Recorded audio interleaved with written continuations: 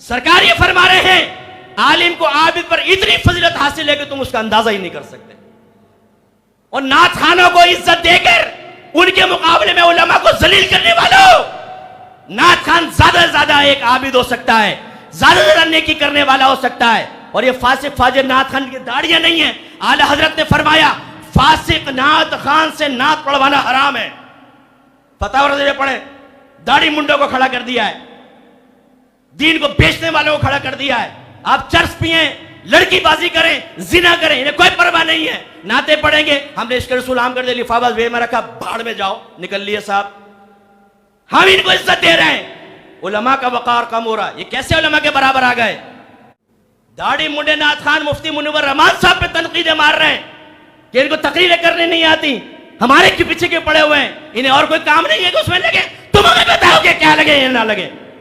और ये अवामुन्नास है, ये हमारे सेठ है जो इनको पैसा लाखों रुपए दे के अपने शादी की महफिल में बुला के इज्जतें देकर और उलमा के वकार को खत्म कर रहे हैं। नाराज मत हो कोई सेठ साहब, मेरी तकरीर सुने, रिकॉर्डिंग। अगर मैं गलत कह रहा हूं, मैं हाजिर हूं सोल्जर बाजार में, मेरी एकेडमी आइए, मेरे सामने बैठे हैं, हम क्वेश्चन करते हैं, करें हमारे साथ डिबेट कि मैं गलत कह रहा हूं या सही कह रहा हूं।